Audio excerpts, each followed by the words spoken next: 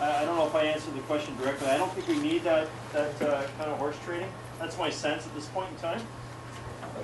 I kind of feel the same way, and I'll say that, I mentioned the Stoney Creek councillor again. One of the things he said, which I think is key, because he's representing not the inner city, but an area of great suburban growth, particularly on the East Mountain. And he said, what's taken us so long, again, I'll reiterate this, what's taken us so long in terms of the streets already identified on the Transportation Master Plan. Particularly, he was focusing on those residential streets. We've converted some, but still many remain. If you get a guy like Brad Clark to move a motion, generally you're going to get some support from those in the suburban areas that we may not have if Brian and I move the motion. So that's really great to see that kind of, and I don't anticipate he won't move that motion and do it soon, and probably during the budgetary process. I will, behind the scenes, try to encourage him to do that. We had a great conversation today with respect to this public meeting. The other thing is, no, you can't, I wouldn't personally, on the floor publicly, I don't want to say humiliate, but put my colleagues on the spot. I think we got a B-. Where's the spec?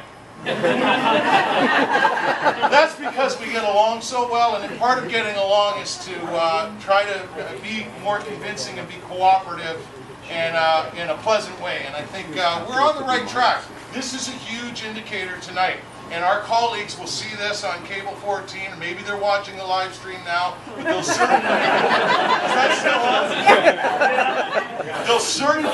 they'll certainly be made aware that we had a great turnout, and we showed a little bit of appreciation to the topic by continuing the meeting by being out here now. I think this will actually go a long way. So who's next? Dave, I think I was. Okay, go ahead, come on up. Dave, lots of time. David versus David. Maybe we should just start a question line. Just so it's clear. Where should the line be for the questions? Downstairs. No, like So long ago. Sure, that's a good idea. We'll make it along this side here. Right along this rail here if you have a question. Hey, my name is Dave, David. you're next. My name is David Cohen, C-O-H-E-N. I've been in Hamilton since about 1980. I was about 5 when we came. That's a joke. Okay.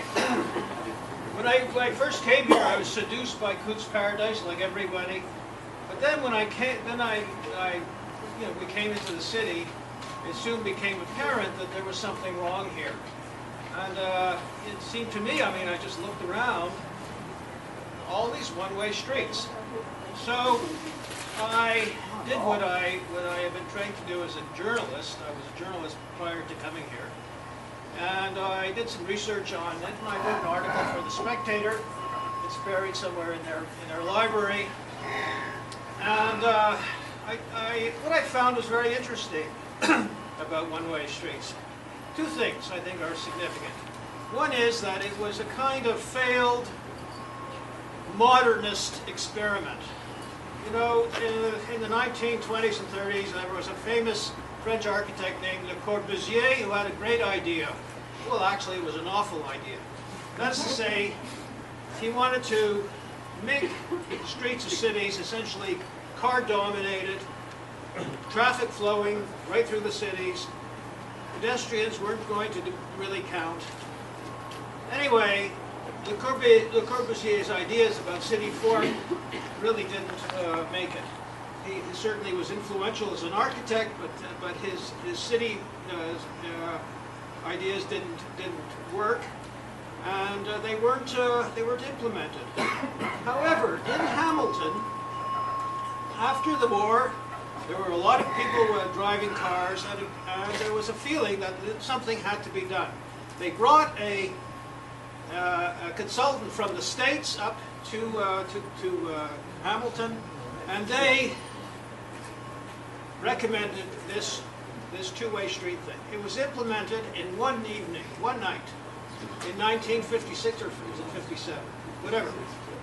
But the important thing about this, the important thing to remember is this, that almost immediately after the implementation of one-way streets, the system that you have now, people, the owners of small businesses felt the impact. And it was negative, especially in the downtown core. The very reason was this. For this was there was parking. Parking became a problem. There was the one-way streets depended on getting parking out of there.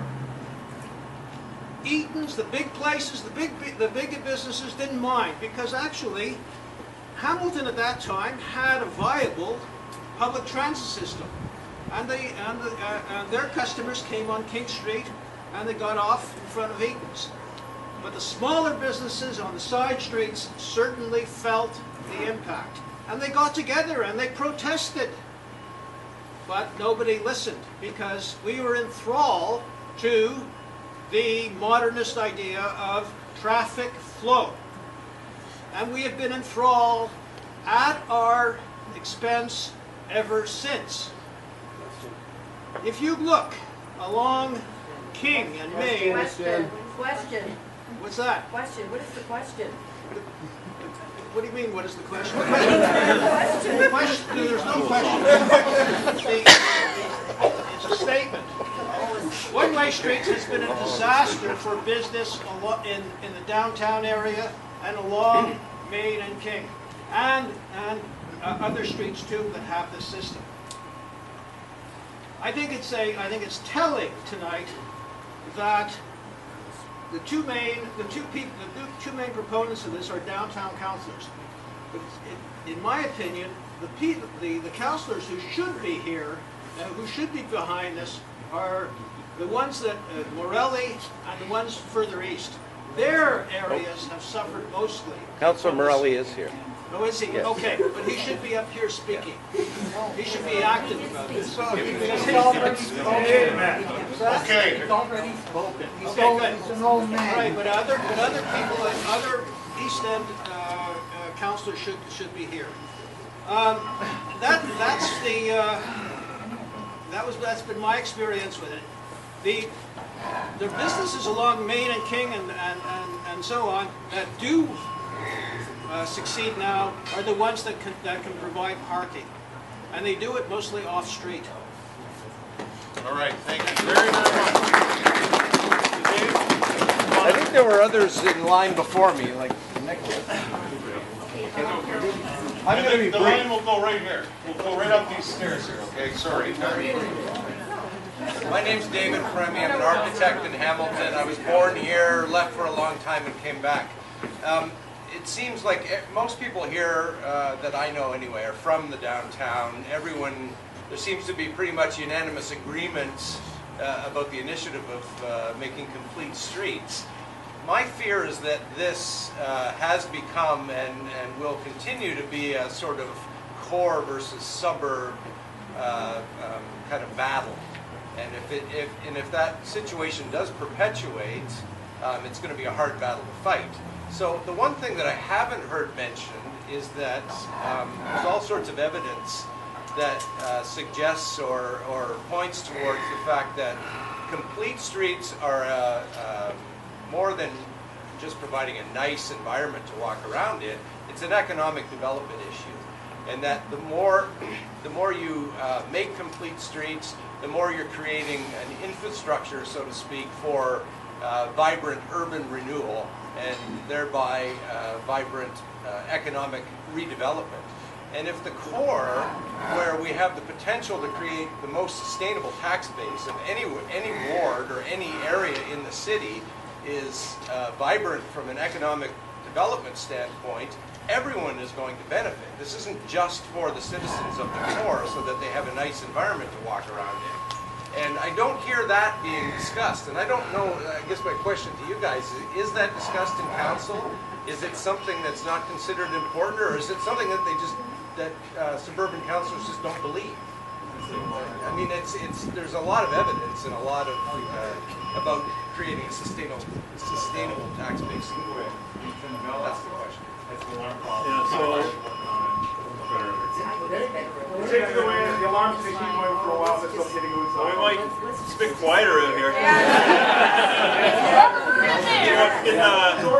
Those who are going in, maybe go in so we can close the doors. Beg your pardon? Close the doors.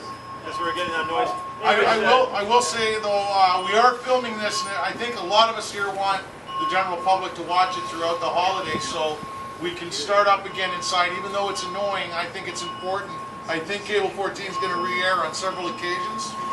They're editing this tonight and throughout the next few days and making a TV show. All those PowerPoints and all And that. the microphones don't pick up the alarm They very don't? well. That's even better So to if you're hear. on the mic, it Well- still sounds good So as for much as people at this is home. kind of fun, just because of that, but we'll let Brian finish the answer.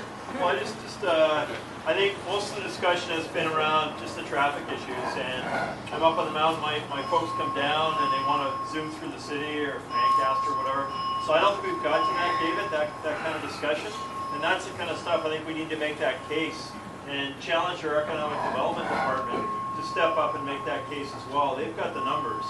And the BIAs that Jason talked about, they know about this stuff too. So that information hasn't come to the fore the way that it needs to, and I think that's work ahead of us. Because it seems fundamental to the whole argument. If people in every ward believe that their taxes will go down, I would think you'd get widespread support. When we get comfortable and return to the chambers, Good, just till about 10 or so, maybe just give it we're, people a sense. we're almost done. Actually, I think we have about 4 more presenters, but it'll be a good wrap for the, I'm thinking like a TV guy again.